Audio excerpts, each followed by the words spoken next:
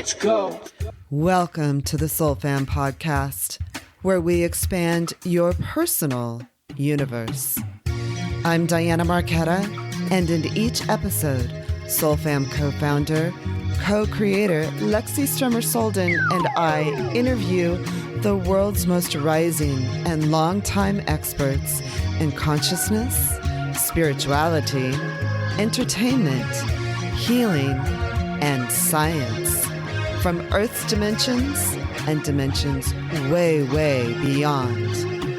On the Soul Fam podcast, our frequencies are high and your heart chakras will open as these powerful voices of today share cutting-edge research, profound experiences, and valuable knowledge for your world in this out-of-this-world, thought-provoking, envelope-pushing interviews that could only take place right here on the Soul Fam podcast.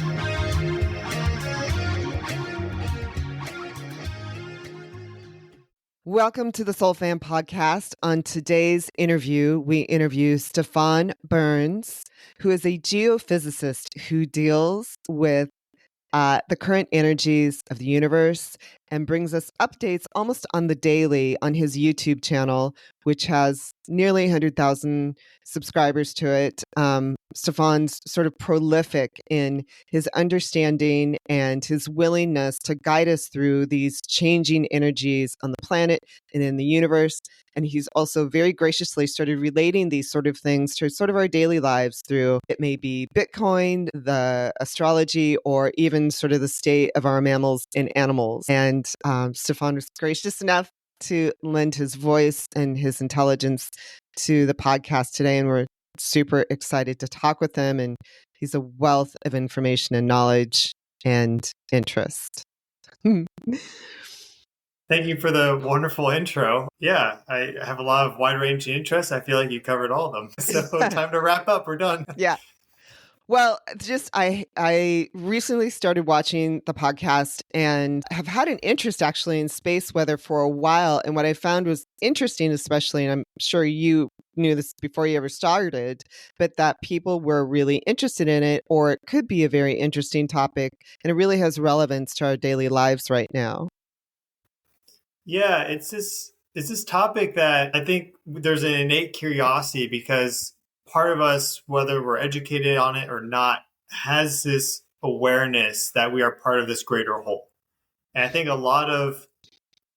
some of the problems right now in society is that we've become disconnected. Like if you just look at human civilization across time, we're always searching for connection to wholeness and connection to source or connection to God, universe. And that at times has been controlled, like way back in time. Is very simple. Like during the age of Taurus, age of Gemini, we had these Mother Earth goddess figures, and we just prayed to the earth. And they had these elaborate rituals. You go to different archaeological sites and museums, especially like in Eastern Europe around the Black Sea. Fascinating. But there was a direct connection. They had small villages. There was a tribal shaman and a leader, and they were all part of it. That's what it seems. The archaeological evidence shows that. But then it started to become kind of like hidden away and segregated away from people. Eventually, like the church, like you could get to God through the church. Mm-hmm. And that's, of course, one of the big revolutions with Christianity is that you could then, instead of having to necessarily go directly through the church, like you can pray to God yourself, right? And you don't have to necessarily go to church on Sunday to be someone that believes in God and is praying to God. Like you can pray to God at other hours and things, but there's just been like this kind of distance that's been built. And now with modern civilization, everyone's so distracted and focused on other things and stressed that, and so many people now are atheists, don't even believe in like a creator. There's just like this divide. And myself felt that I was able to kind of bridge and jump that divide just by learning more about the cosmos and the sun and the earth. And that is like a very big step closer towards feeling that greater wholeness, which is what provides that inner kind of joy, happiness, comfort, sense of belonging, I feel like.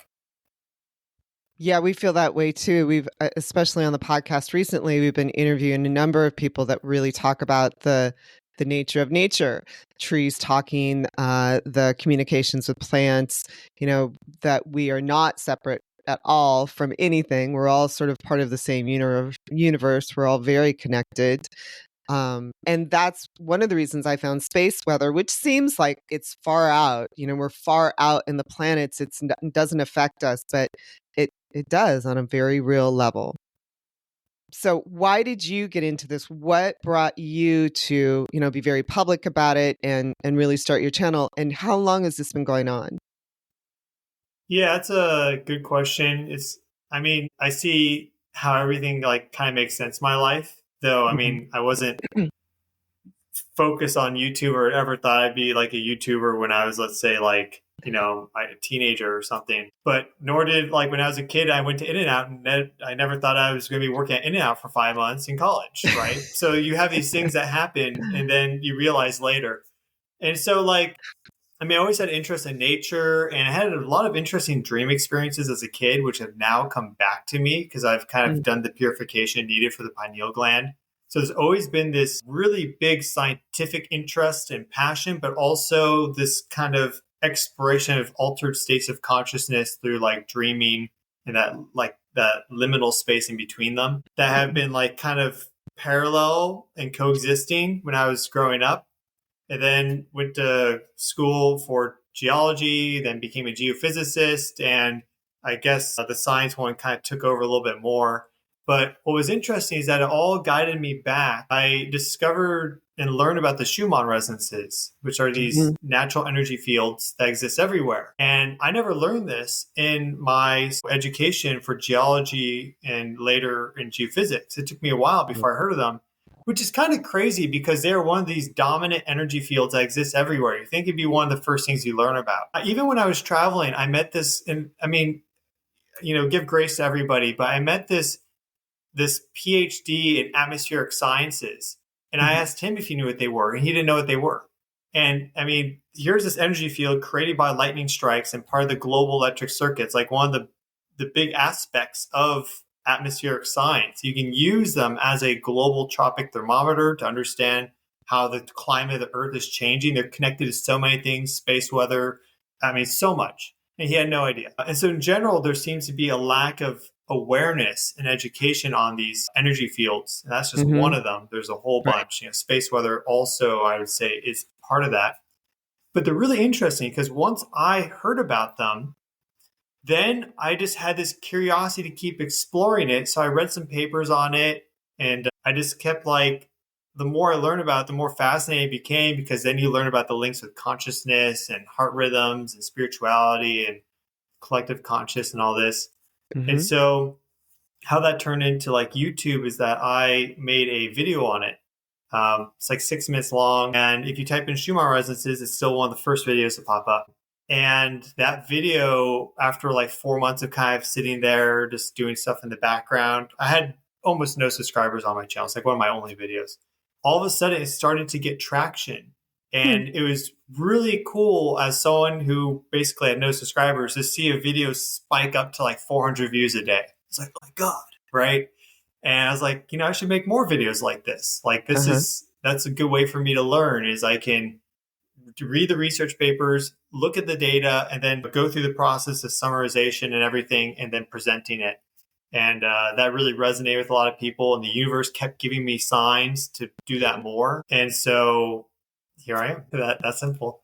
I think that's super interesting in the Schumann resonance. I try to say this to people about, well, there's this metaphysical aspect and there's a certain energy that resonates throughout the earth itself. And they're like, what are you talking about? And I'm like, maybe you have a headache or you're feeling a certain way because the vibration of the earth is changing. It's still a mystery to a lot of people. It still seems like that's not a real thing. Mm-hmm. Do you have that experience at all? Yeah, I think that this field is still very, very new and wide open. And we're really just at the beginning of understanding this, and also the beginning of like public awareness and you could say acceptance. Hmm. Because in the intro, you mentioned that I almost have 100,000. It kind of blows my mind that that's the case. But also, I was just talking yesterday, like I saw a Reddit thread in the Starseed forum, which I just discovered. And people were commenting about headaches and nausea and all this stuff. Like, did anyone feel like they just got hit by a semi-truck recently? And of course, we just had that G4 storm like 3-4 days ago kind of wrap up. And so a geomagnetic storm is one of the really big things that can trigger symptoms like that. I mean, I got a headache during that one, and that's very common. And G4 is very powerful. And it wasn't until I scrolled all the way down. There's so many comments on it. Tons of people are commenting on this and, sharing their own like kind of health experience with that. Only at the very bottom did I find any link saying, yeah, it was because of the storm, it was because of solar activity. Everyone else is just saying, I felt that too, but I have no idea why. There's a couple people mentioning the astrology. I think that's part of it. That's clicking into place with this full moon. But that was very clearly from that G4 storm. I mean, the timing is perfect on that. We know that causes those sort of health symptoms like, arrhythmia of the heart and headaches and nausea and fatigue. And these people just simply didn't know. Most of them, like I say, 90+% did not know anything about that. And so, so much room for growth there. And that's great because these people feel this connection. They're looking for answers. And not that all the answers exist with like space weather, health connections, but that is a big component. And so we should really open up and study into that more, both spiritually and feeling into it, also scientifically. A lot more research needs to be done there. So what's a G4 storm? Was that Monday? Was that when the earthquake was? It was all around that same time. Today's Friday. So yeah, that was like, what was that? Monday, Tuesday? Yeah, I think it was Monday, Tuesday. It was like Sunday, Monday, Tuesday. It was kind of a big, broad range. It took a while to build up, it was one of these kind of like sleepers, and that just slowly started to ramp up over like 24 hours. And then we hit that main phase. A G4 storm is just a designation class, like for a hurricane. They have category 4, category 5. A G4 is like a category 4, which means that the fluctuations of Earth's magnetic field are really quite significant.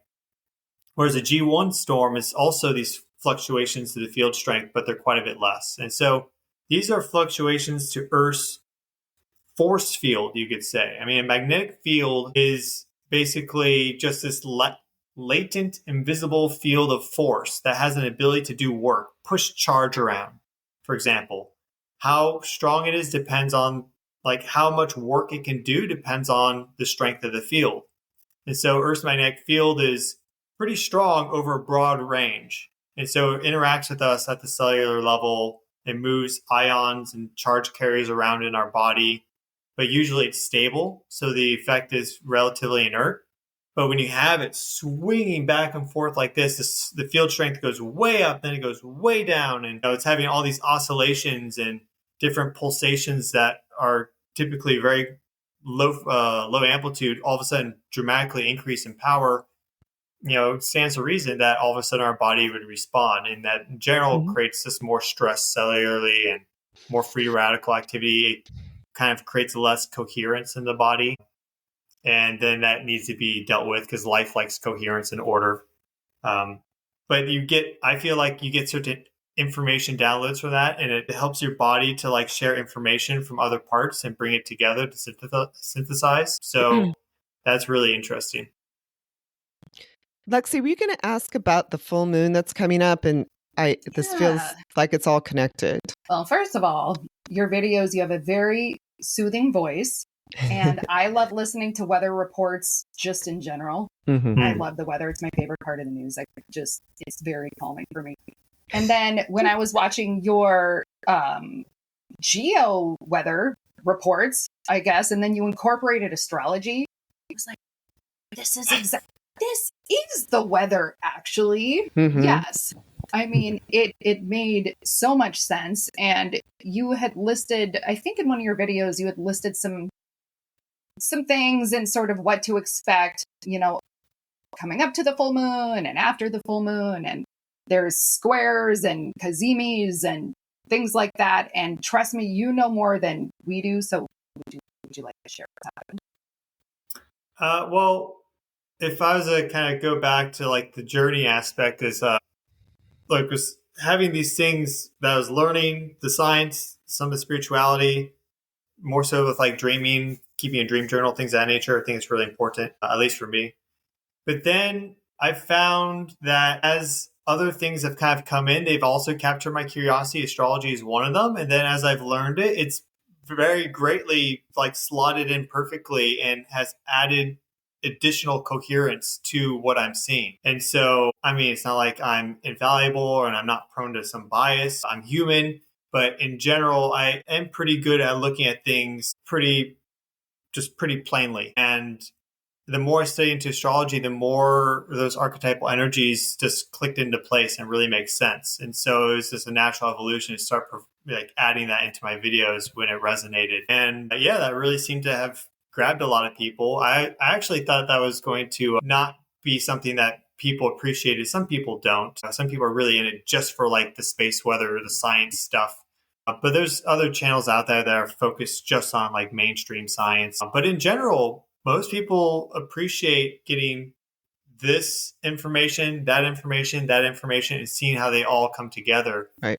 And the key is just making sure it's kind of packaged in a way that it's really like how you zip a file, right? You have all this information contained, but can you summarize in a way that you don't lose any information, but it's also not, this 5-hour lecture. And so I guess I have a little bit of a gift with that. It's a skill too. But the astrology, I'm so happy I've been learning it and that I was able to get it online so quickly, you could say, because it's really impactful as it relates to like sharing this information. So this full moon is really crazy because basically every single planet is connected in some way with some geometric alignment.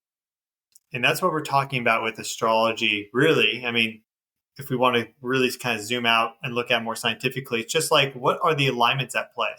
We have the sun, like for a full moon, it's the sun, earth, and then the moon in a line. And there seems to be some effect as a result of that. We also get more light from the moon, of course. And, the term lunatic has the word luna in it. And so we see like these different effects of kind of people acting a little crazy during the full moon. But other planets can also form alignments. And so like right now, for example, we have Earth, Mars, and Jupiter in a line. And what's the effect of that? We have these T-squares that are building. And so typically with astrology, you're looking at just like one single aspect. So like, okay, we have Mars square Venus. But because there's a T-square, it all of a sudden is like compounding everything to a much greater degree, which is why so many astrologers are looking at this full moon like with like wide eyes and also like a lot of uncertainty as to what's going to happen. Just like a big kind of wild card thrown down on the table effectively, because it's not just a Mars-Venus square that we have right now. It's also a Mars-Saturn square. So it's incorporate energies from their cycle, which goes back to January. This is like the cycle of woe. It's not it's not the friendliest cycle, you could say, but that's also now at its opening square. You have Mars conjunct Jupiter, and then you have Venus opposite Saturn. So now just those 3 planets have like 5 or 6 different things all happening at once. Mm-hmm. And then you have another T-square with the sun, the moon, and Uranus. So there's a moon-Uranus square, there's a sun-Uranus square, there is a sun-moon opposition. It just gets really wild. And then if we were to take the last 2 planets into the equation, we have Neptune and Pluto, the furthest out. They're at critical degrees. So they're not in, you could say, like these T-squares, but they're at these critical degree points, which are really important. And then Mercury is Cazimi and conjunct the sun. So it's Sun, Mercury, Earth. And so you just have all these alignments clicking into place on the 18th and on the 9th. And it's just, usually you get these powerful alignments, but it's just like 2 or 3 planets at play. But this is every single planet going from the sun, Mercury, Venus, Earth, Mars, Jupiter, Saturn, Uranus, Neptune, and Pluto. All of them are in these alignments, which is quite rare. I haven't seen that before, tracking this stuff. So I don't know what's going to happen. Huh. Do you have a prediction for it? Do you have a concept of it? And that included with whatever's happening sort of on the solar level too and Earth's energetics? Yeah. Well, in general, I see a lot of different things coiling up energetically. Mm-hmm. And that is kind of very much the energy of a T-square, where you have these squares, like the energy is kind of tense and building. And I don't think there's a lot of predictions being made right now. For example, there's like earthquake predictions. There are, for example, like solar storm predictions. Like we have this really big sunspot, biggest we've seen on the far side. That will be Earth direct on the 25th. These energies are not necessarily always clicking in exactly at the critical astrology moment. Sometimes they lead up and then follow. It's just kind of like the window, the zone. And so maybe we see a really big solar flare come off of that sunspot in that August 18th to 30th period. That's very possible. But maybe we see like some big financial downturn, or there's some more political chaos, or there's so many things that are tense right now. And so I think just in general, what we're seeing kind of from our like quantum reality field, you could say, like what just the field of manifestation potential is giving us something like a lot of polarized, tense energy for us to deal with, to then kind of trigger some shift, which is beneficial for us, hopefully, right? Some increase in consciousness that hopefully we channel appropriately. And I think it can manifest and pop out in any of these different coiled up springs, but it's not necessarily guaranteed to trip all of them, or it's guaranteed for one. Like, I don't think it's guaranteed to result in some mega earthquake. I don't think it's guaranteed to result in some crazy political thing, but I think it will pop up somewhere. And so, yeah, making predictions is difficult and in some aspect kind of like a fool's game a little bit, because you make it and then it doesn't come true, but then you just keep on making them. And so, I mean, we just know that there's something significant will happen. I think that's the big prediction, but what? I don't know. I'd like to know just as well as you. I know. Well, of course, we like security, right? We think that that'll make life easy for us, but by knowing in advance. But it's really interesting that you combine all these disciplines and understandings. I don't know if that was your game plan, but that's kind of what's happened. Yeah, not the game plan, just what's kind of organically evolved. I spent a lot of time in customer service as a kid. Like my dad had a bakery from 6 to 16. And I mentioned In-N-Out earlier. For the 5 months, and I also worked at a hotel and did restaurant jobs and stuff. And the point of me mentioning that is that the what you learn if you're really good at customer service, that the customer is always right, and that you're always striving to provide the best possible experience. And I very much, can have a good like analytical mind, and I focus on details sometimes to like my detriment. But in general, I'm always striving to make stuff as like condensed with information, but also as simple as possible with like my data graphics and things. And so it's like this iteration process that I'm going through that has been a lot of fun. And if we go back to when I decided to quit my job and start traveling the world, I want to experience like the world a lot more than I had. And I wanted to see if building this YouTube channel could work. I consider that my pseudo master's, because there was an idea of going to school and getting a master's. And so I decided, well, all this information is out there. I'll just do the research myself. And so these videos very much became like research projects. And that was the final deliverable. Like that's the final thing to give to the teacher. And so it just constantly kept building. And now I have a pretty good system at work with that. And so it's taken some time to get there, but I'm glad I did. And I've learned so much. That's the whole thing. It's been this constant feedback process that's really been transformative that anyone can do. Right. And you also have this lovely way of what I consider to be somewhat complicated, or it could be complicated. You really put it very succinctly and in a nutshell that I can at least walk away with some sort of understanding very immediately, and then sort of let the rest of it process in at a deeper level. Yeah, that's kind of how you learn. That's at least how that's a good way to learn in that there are simple takeaways, but then there's also extra depth added. And it's a little bit above and beyond, but you just keep tuning in, like with learning a language, and then you learn it. And so, I mean, everyone has different formats or ways, like YouTube channels, for example, but I just find that a lot of them keep it overly simple and they are very misleading, and they will never provide the extra depth. and they just want you to believe their word as gospel, something like that. And so that's why I always make an effort to like make things simple and understandable, and I'll take that jargon that's in all these different papers and fields and turn it into like regular speech. But then I also will say, I'll give you that next kind of lead showing you, and this is why that's the case, right? Let's actually look at the data and then we can see this, because that's really important. Otherwise, it's like, I'm just another authority figure. Hey, you have to believe me. It's like, I want people to actually learn how to read this stuff themselves, look at this data themselves. And if they really, really go down that path, then they'll start reading these research papers, looking at the data all the time like I do. But it's building a funnel for that at least. And I think a lot of people do that now because I see people commenting, did you see the flare? And I haven't made a video yet, right? They saw it before I did. They're analyzing this stuff to a pretty good degree. But that's important to actually educate your audience rather than just tell them what to think. And that's what a lot of people do. It's like, here's what to think and don't question me. And I don't think that's the direction we should be going. I don't think that's Age of Aquarius stuff, personally. So we're moving away from that, I hope. Yeah, that guru-ness. Yeah, that's cool. I mean, I always feel like I'm in class when I'm watching your video and I'm like, this is fascinating.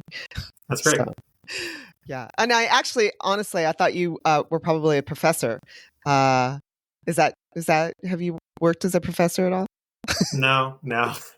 I guess the only thing, like, I had my palm read when I was in Mexico, and this guy, he looked at my palm, he's like, oh my God, he started like going crazy. But I have a strong like mercury line going to my mercury finger. And so you sure do. It's the distilling down, it's the sifting the unusable from the usable, the synthesis. I was going to ask if you're a Virgo. You've got a lot of Virgo energy. Yeah, just my son. That's your. Oh, that's your son. Okay. Yeah. Listen to us. We're like, and then, but you have a lot of Leo aspects. Too many. Yeah, it's like, what am I? I don't know. And I just saw this meme saying like dangerous astrological combos. It said Virgo and Leo. I was like, oh my God, I guess I'm dangerous. They say that. But yeah, I got this strong. Huh? They say that. I mean, I'm a Sagittarius sun and a Gemini moon, and people are like, "Oh, watch out, crazy!" But then I've got a stellium in Virgo, so that's what people don't know about me is that I'm also very like, what? Who are you even? I don't know. Depends on which planets we're looking at. Yeah, exactly. And actually, that's interesting too because you have a T-square in your chart, then all mutable. So that's all this. You're living what we have coming up right now. You're living that every day of your life. Yeah. That explains a lot. That feels true. Thanks for the confirmation. I'm sorry, Lexi. And that's one thing too. I feel like when these energies come in astrologically, people are like, "Oh no, it's the end of the world," or it's really tense. And yes, we can have these tense energies, and often they'll be like, "So keep in mind." Let's say like Mars is going through Aries, right? And they're like, "Keep in mind, like, don't let anger get the better of you," or things of that nature. And I'm not like an angry person. Very rarely do I lose like any control with that. But like sometimes things need to express themselves, and I think the energy is what it is, and so it's good to be conscious. But I don't think it behooves you to limit how you actually want to express yourself as long as you're doing it consciously. And so these energies are just what they are. And some people will deal with them better, right? Like, for example, with you, you have that T-square, mutable T-square in your chart. Like that is who you are, your essence. Like you're going to handle those energies very likely better than someone else who's not well equipped or acquainted with them. And so it's not like these energies with this full moon coming up are bad. It's just what they are. And for some people might find them challenging. Other people might find them great. Just like some people found the whole thing with 2020 and 2021 difficult, right? Other people thought it was amazing in general for their life. And so, there's a lot of opportunity in these things. So do you find people find peace in understanding space weather as well? Yeah, that's interesting. I think it provides a sense of reassuring and comfort. Yeah, because it is, if you were to, let's say, have some sort of like health symptom come out of nowhere, it can be a little troubling. Like it's very easy to all of a sudden be on WebMD and you have like some crazy disease, right? And your brain can take this stuff and start to loop it, right? And so it kind of goes both ways. I think there's a reassuring factor. Okay, we had a G4 storm. That could explain why I had the headache or the fatigue. That kind of came out of nowhere. But then there's also the bypassing, like gaslighting yourself. Like, oh, well, that explains why I felt like this. But in reality, it's because you have a poor diet, you're not sleeping enough, and you're just not being accountable for, just sometimes these things bring up things for you to hold yourself accountable with.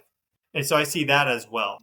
Or like people are like, thanks for the update. That explains why I'm feeling like trash. But the update was that things are quiet right now. Right. The update wasn't that we had a solar flare. It's that actually things are very quiet. I see that sometimes. And so it's like they didn't watch the video. They just knew that they could have a platform to share that with. Yeah. So it goes both ways. I mean, there's ultra sensitive people that are more sensitive to these small fluctuations. And then there's some people that are kind of more like rocks and only feel it if it's really big. I just really find personal accountability and just being truthful with yourself the most important thing. And sometimes that is like recognizing that the sun is this really big energy agent. And other times it's, looking at yourself and like, maybe I shouldn't have had 4 cups of coffee on the day that a solar flare impacted. Like that probably wasn't a good decision. No, it wasn't. How did you know that I did that? Like that's true. I mean, called out, like respectfully. I can't be the only one who, makes those decisions. And then I'm like, oh, the solar flares. That's why. I mean, when it comes to accountability, why would we gaslight ourselves other than it's too scary to think we might be able to change our lives? I don't know. What do you think? Well, in general, one of the journeys I've gone through over the past 3 years is recognizing the different things that are altering like my hormonal system and my neurotransmitter system and things of that nature. I mean, a lot of people talk about dopamine, serotonin, but what are your inputs? And so, for example, in like the Balkans, right, people wake up, they'll have their coffee, they'll put 3 cubes of sugar in there and they'll smoke some cigarettes, right? You have like 3 big things all of a sudden. You got the coffee, the sugar, and the cigarettes. Boom, you're up, right? Well, can you have a morning without any of that? And yeah, you can. And you can feel just fine. And so people have different inputs. And one of them is technology. Like another one would be like cannabis. A lot of people are like microdosing all the time. They go to their job. And it's really because we want to feel happiness and joy in our lives. But these things can become crutches. And so a big journey that I've gone through is slowly taking these things offline. That before I had a lot. And then with consciousness, I realized, I probably shouldn't be doing this, that. And I never got into some of the crazy things. Like, some people like back in the 80s, using like that type of stuff all the time, right? And that all affects you really strongly. And so that can be really difficult, though. These addictions can be really difficult. And I think that's a dirty word. People think of it as like a dirty word, but you can be addicted to coffee. It's also really easy to get off coffee, but you can definitely be like psychologically dependent on it, or like cannabis or cigarettes or a whole bunch of things, food, right? And it requires like giving that up and kind of going into more of this void space and seeing what comes up and allowing that natural depression and low to occur, which isn't a bad thing. And I think that, I don't know why, but that's like a really challenging thing for a lot of people. And maybe more so now because Neptune is at the critical degree final in Pisces that's talking to all of that. So maybe that'll change in 2025, 2026. People have an easier time kind of reinventing themselves and getting off of things and just embracing like their actual state. I don't know. I feel like I could be wrong, but I feel like in understanding the energies that are at play at the moment, that can emphasize and bring those things up to the surface much more readily, because it feels as though in part the energies create a certain pressure on our human existence. So the shadow aspects of ourselves, or the addictions, or the bad habits, or bad thoughts, that comes to rise to the surface much more quickly. Has that been your experience as well, in understanding and understanding a greater knowledge of all of this as the overall? Yeah, it seems so, because it's forcing us to change in some Right. aspect and to evolve into who we are. And like what I've personally noticed is that my body gives me clear signals on what foods it likes and what foods it doesn't. And I think that if my body was less Virgo like, right, it would be like, okay, you know what, I can just handle this stuff, but it wants perfection out of me. And so it'll be like, no, you have to give me the stuff that's actually going to sustain your your best health and your consciousness evolution journey, because our bodies are temple for that. And so there's that feedback that I get. It's like, okay, I have to really just be very, very loving and nurturing, but precise in my diet. I'm not just going to be an a-hole and go get pizza every night, for example, right? And so I think the solar energies are forcing that greater consciousness and change upon us. And it doesn't mean giving up everything all the time. It's just using it when the moment is appropriate. For example, there was like a year or two ago, like 2 years ago, hadn't used any cannabis for a long time. And then it was 420. And I put a call to the universe, and the universe gave me a little bit for the day. And I had a little bit. All of a sudden I was doing yoga, and it felt amazing. And it was because I had been forgetting to stretch and move my body, and that brought awareness there. So at that moment in time, it was the perfect medicine, but like every single day, not working so well, at least for me. And so it's just us learning how to use these tools better and to be less fixed in our routines and to be more just conscious of the present moment. That's what I'm really learning, is how can I be more conscious in every moment to make the right decisions that fuel this evolution journey and push me forward in a beneficial way. I feel like the sun does that. Right. I think there's a fear of the sun sometimes right now. The sun has brought us bad things, or the sun's it's too intense, or it's causing cancer. I don't know. So, do you feel like we need to see the sun more as our friend and as a bit of a guide in a way? Well, it's interesting you say that. And so I'm going to ask you a question too, because we're on opposite sides. I mean, you have your own podcast, of course, but, I have my own perspective, and I'm educating on this stuff. And, looking at the historical record, we see that solar activity used to be much higher at certain points. And so this isn't something new. We were in a lull period. For the past 20 years, solar cycle 24 was quite weak. I think that kind of made us a little soft, you could say. Now it's going back up. But, in the past, people this solar cycle 19 was crazy strong. Solar cycle 3 was the strongest ever observed. And of course, there's millions of years of history that we don't know. Right. And so it's not like this is the strongest it's ever been or anything like that. So I don't think we should fear it, but some people do. And so that's kind of my question to you, because you have your own podcast, but you also watch this space weather stuff to have a greater understanding. Do you feel like the fear aspect that some people have, the worry aspect, is because it's innate to us, or because that is pushed on people and programmed? I'd like to hear your thoughts on that. Oh, that's interesting. I think there's a part of the population that just doesn't understand what's happening in general right now. So sometimes we look for what's outside of us to explain what's going on. Oh, it's the sun. Oh, it's the solar flares. Oh, it's the intensity of this. So I can sort of, blame it.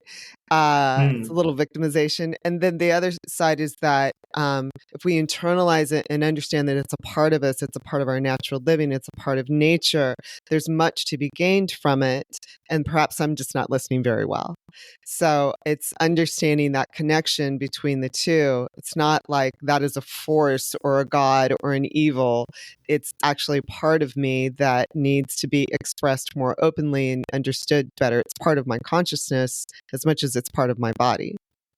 I don't know if that answers anybody's question. No, I like that. I was talking with an herbalist friend yesterday, and at the very beginning, he mentioned about how a plant is one waveform and we're another waveform, all part of this greater whole. And so when you bring in that plant consciousness and that plant Mm-hmm. energy. They can work with you very intelligently. Mm-hmm. And I guess the same kind of model of understanding can be applied to our solar system. Like the sun is this very big waveform. Sometimes it's just, it is what it is. And if, we are very mutable and flexible, I think we can work with all these energies as long as we just, go with that, you could say, like kind of cosmic flow and feel into it. Right. And then who knows where that takes you? Like you undergo this journey, you learn these lessons, and then you have just much greater control, you could say, over your direction in your life and what you want to do after the end of, let's say, a tumultuous period, right? Like after this whole full moon sequence, which looks really crazy, that may bring up a lot for a lot of people. I think that people will be more empowered afterwards. And that's going to be really cool to see how that moves forward for the rest of 2024. Cool. I mean, the Mayans seem to have it down, right? And the Incans seem to understand it. So I don't know why we can't seem to understand it. Yeah, ancient cultures were much more in tune with this than we have been, though we have better technology now as far as we know. But I think just because, like last night, I went out and I finally saw Venus as the evening star because she was close to the sun. Now she's far enough away that as the sun sets, once it gets dark, you can see her there. Anytime I go out, I look for the moon. A lot of people don't do that, though. Well, I think that's the easiest way. Which people don't do that? Yeah. We're like, what? We're moon worshippers. What? Yeah. I mean, if people see the moon, I prefer to be under the stars. Yeah, there's just a connection when you just like kind of track these things. And once you know what they represent and everything, then if you see the moon up there and it's, waxing gibbous, it just kind of brings a greater sense of connectedness and wholeness into one's life and helps you to like navigate these changes as well. But not everyone does that. We didn't talk about the teas yet. You've got tea. Yeah. You make, yeah. Can we? I've been like, we have to ask about the teas because there's well, that's one of the things that I don't present everything all the time on my YouTube channel, you could say. But one of the things I also have really embraced over the past like 3-4 years is herbalism. I've always been really into gardening. I have a green thumb. Doing that since I was like a kid, teenager. Like when I was a young kid, I planted an apple seed in my mom's courtyard, and this big storm came through. When I came out the next day, it was gone. And I was like so sad that this apple little sapling like disappeared. Turns out I planted it right next to the fence. My mom pulled it out because she was like, that's not going to go anywhere. And it took her years to admit that. I was like, I could have put it somewhere else, but I was like, I just have this connection with plants. And so herbalism is really great because plant medicine is so powerful. 2 years ago in 2022, I was looking for a tea blend that helps you to like have more vivid dreams, more lucid dreams, to connect to astral realm stronger. It can help people with like meditation, sound healing, and even like some people like astral travel, such things of that nature. And so I kind of stumbled upon after a lot of iterations, a good recipe, which is blue lotus flower, mugwort, chamomile, passion flower. You could also add damiana to that if you wanted to. And that's really great. And so I've been offering that tea blend, which is spirituality, to people, and people have been loving it. But there's other tea blends I have and make. I just mix them as needed. And I'm always experimenting with new herbs. And that's also been really cool seeing how that's impacted the kind of my health and wellness, and then the consciousness evolution journey.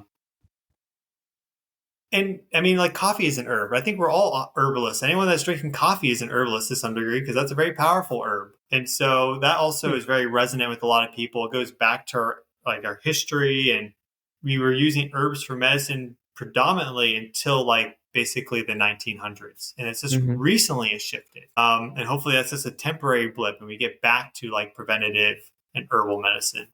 But I just have a lot of fun making these herbal teas, and people seem to love them because a lot of the stuff that you buy is like, it's almost like powder, and the quality is just not there. It's not organic. And I basically just make sure I get good, high quality, organic, and like also like what is the type of farm too. That's very important. Herbs, and then just package them loosely. Simple ratios. It's not like dusted. Like some of these things would be like, here's your mushroom powder, but the mushroom that you want is like the fifth ingredient and everything else in front of it is junk. Or here's this like, naked smoothie, but it's apple juice as the first ingredient for every single one. It's like, I don't want apple juice. I want the mango, Right. It's like, let's just give people what they actually want and not be here just simply for profit extraction. So it's like you can charge prices that you still make money on, but it's still actually pretty competitive compared to most products because they just have these huge profit margins that they won't tell you about. I'm a very truthful person, so a lot of people aren't. That's one of the things I've learned in life. So that's on the website for the teas is called Wild Free Organic. Okay. Yeah. Cool. That was like my health blog, and I just kind of built it out over time. Oh, that's cool. I mean, it goes off the shelves. Once you have your teas done, they disappear pretty fast. Correct. Yeah. Did you happen to buy any or no? I haven't yet. No, I really want to buy some of the fruit. I personally want to buy some of the fruit tea. I think you want fruit tea. Yeah, just because I enjoy it. I want something sweet in the evening. So I did save just a couple of the spiritualities. So I'll send you guys meet occasionally, yeah? Yeah. Yeah, so I'll send a spirituality and you can split it up. Okay. Thank you. Yeah, no problem. Awesome. Thank you, Stefan. I know we're running out of time here, but I want to just quickly, if you feel comfortable doing it, segue back to a dream you had recently that seemed very real to me about your connection with the whales.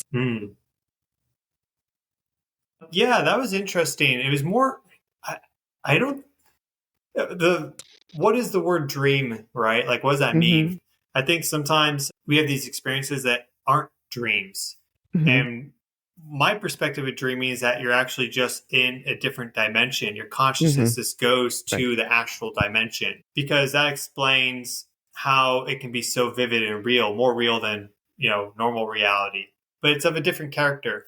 And so just like want to put that out there because I think there's a common perception that all dreams are fantasy. And I don't think at a certain point that they're just fantasy. I think they're actual experiences just in different dimensions, you could say. That's my understanding. And so this whale dream that I had, this whale experience, was that I was laying down and all of a sudden I had like this, I turned into almost like a receiver, like an antenna receiver. I was getting all these different information streams come in. They were human, people talking about different things. And I was wondering if it was like initially, like I was thinking about this while it was happening. I was like, are these my thoughts running through my head? But it seemed outside of me. Like what I've really noticed in the dream state is that you have this instant knowing with things. And there's no second guessing or like, oh, I think this or that. It's like basically, the intuition ability goes way up. And so like very quickly, I was like, okay, these are not my thoughts. These are actual information streams. There's other people's voices. There's a whole bunch of them. And so they were like clicking through the channels, you could say. I think I was actually picking up on some of the collective frequencies that were in people's minds in the field. That's just my feeling for that. And then all of a sudden, though, I had this like a whale song like reverberate through my body. Like I heard it, but I also felt it, this vibration of a whale singing. And it was like this information download from the whale, but also just this actual experience. And all of a sudden I was overcome with like grief and sadness about what has happened to the different whales, like the past 150, 200 years. And it was like the whales shared some of their life experience with me through that song, that vibration. And when it was occurring, I was thinking just a little bit in my head, like, okay, is this a whale actually singing off the coast of San Diego, which is where I am? And that doesn't make sense because there's cars driving by and actual sound waves. I wouldn't be able to feel that. But if this was carried through something like the Schumann resonances, then my brain could reconstruct that experience and make me actually feel it. That's just one way of maybe understanding this. But I just, in general, though, I was given this information by the whales, or at least my antenna tuned that direction. But it felt intentional.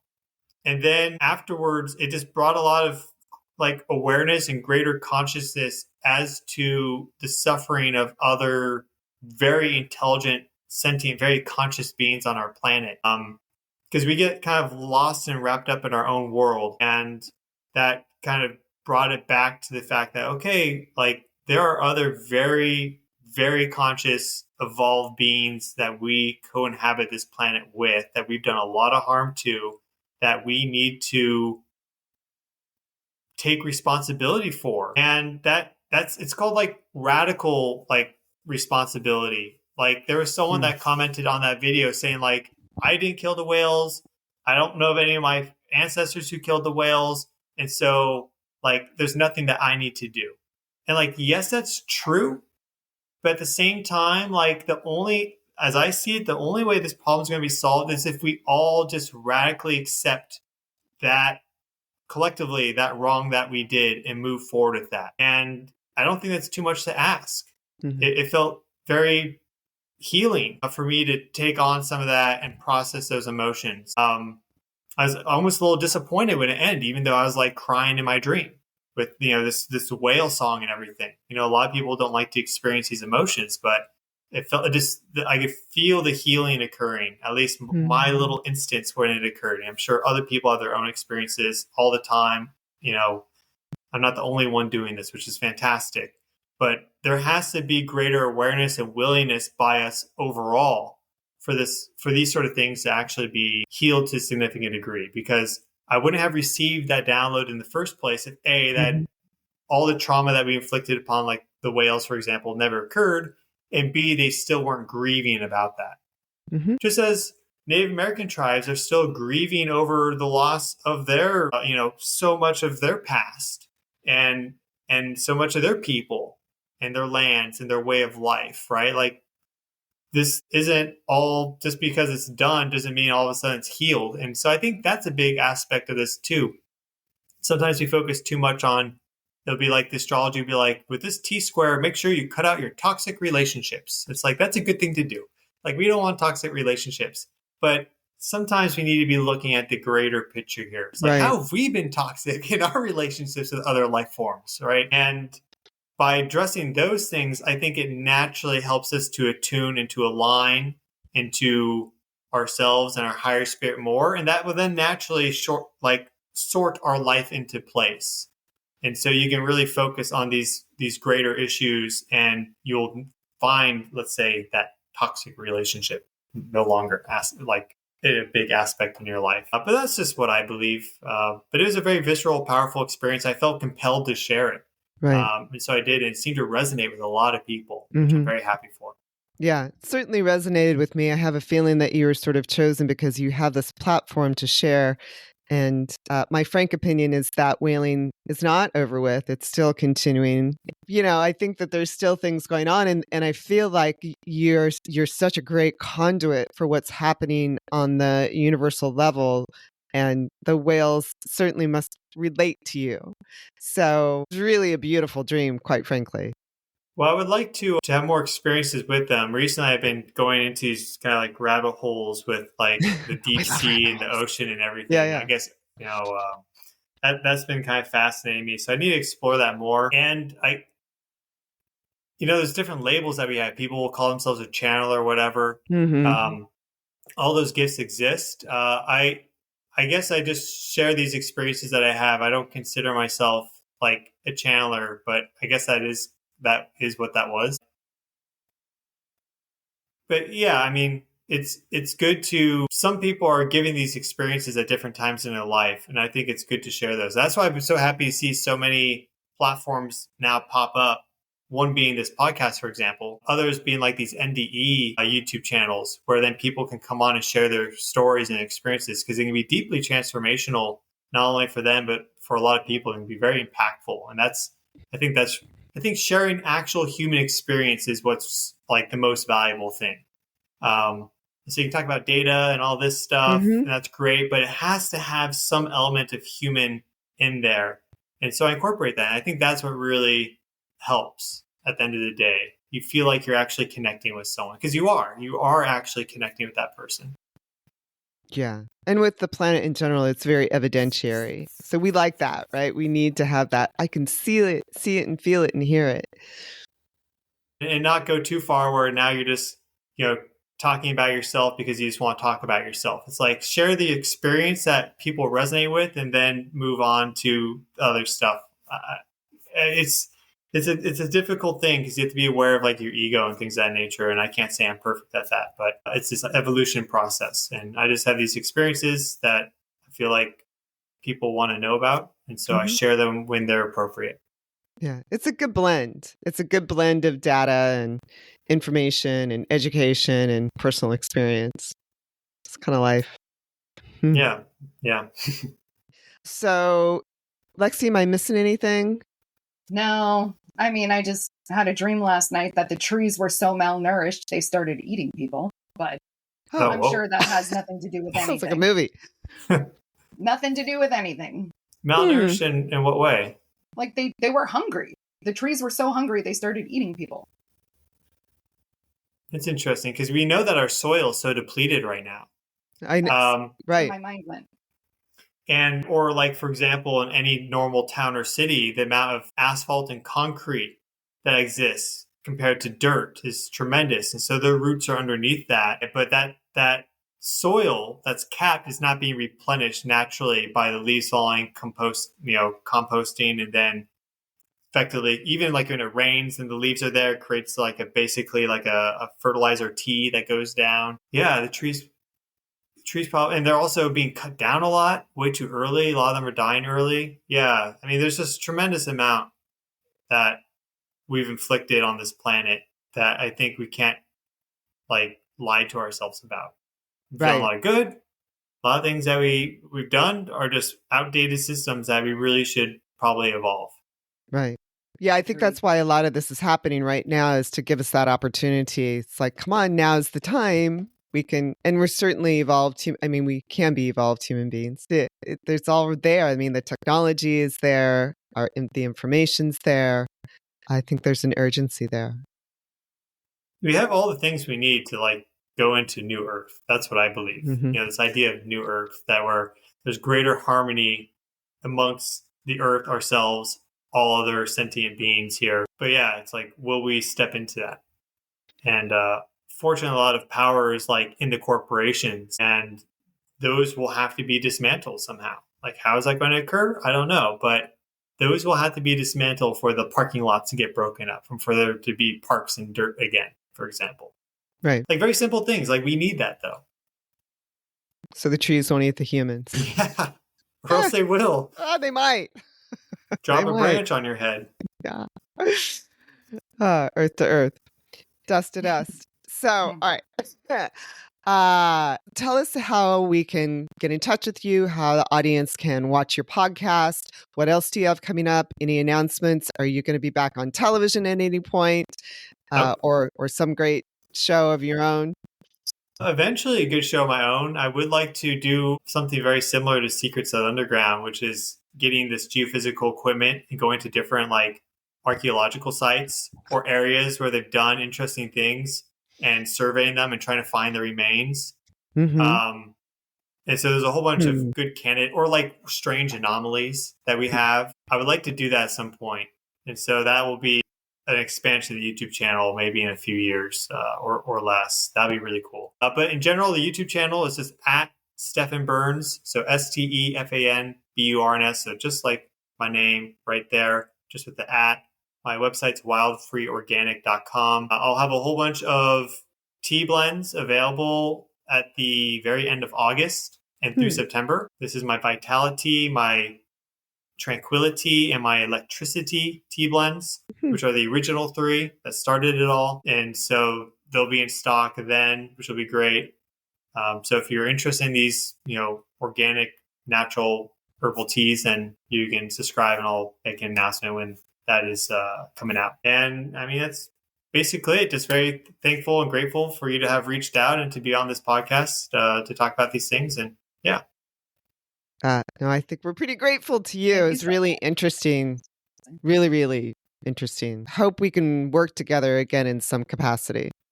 Yeah, I'm sure with time we will do that. And just also, just thank you for watching the channel and for finding this valuable and interesting, for sharing it with your audience, because that is really how this gets out there to more people. I mentioned how so many people were unaware of this G-force storm. It's more than just one person talking about it on a podium. There has to be people spreading that information out there. And so, we're all part of that. I'm just one person speaking about this, but then collectively, that's where the power is. So for everyone watching too, that's something that you can also step into that power. That's where it's at. Word for our sponsors, Oweli Supplements and CBD Pure, both whom have generously offered to give you 15% off using the SoulFam podcast coupon code SoulFam, SOULFAM, and free shipping. And trust me, when you're ordering stuff like this, it actually really adds up. You can save quite a bit of money, several dollars for every order. Both Lexi and I have worked with these products and their companies, and we have firsthand experience, and we really like these companies, sincerely. Oweli, OWELI.com, is a supplement company that uses natural ingredients based on ancient knowledge coupled with modern science, which sounds a lot like the SoulFam podcast. I am a huge supplement person. I take multiple supplements each day. The quality of Oweli supplements is high and effective, in my opinion. I take Move for joint health because I work out almost every day. I do yoga, I walk, I hike, I ride horses. And secondly, I mix collagen, peptides, hydrolyzed protein for a protein shake every day so I can be sure to get the right amount of protein in my body every day. And for women, I personally feel that's super important. CBD Pure, www.cbdpure.com, is made with non-GMO hemp grown without herbicides, pesticides, and other dangerous chemicals. Both Lexi and I feel like this is a stellar product. I use the CBD Pure 500 cream for pain in my neck from texting and working at a computer and a car accident I was in. Lexi uses CBD Pure Pet Health to help some of her posse of rescued cats who show up at her doorstep. They often have joint issues and other movement issues, and this product really seems to help Lexi's cats. Both products work superbly. No harmful side effects, at least from our experience. So once again, we thank our sponsors, CBD Pure and Oweli Supplements. We'll post links to both product lines on our Instagrams on my link tree and on YouTube and on our upcoming website, Patreon. Just remember the code for 15% off with free shipping, which once again adds up to a lot, is SoulFam, SOULFAM. That's SoulFam for our SoulFam.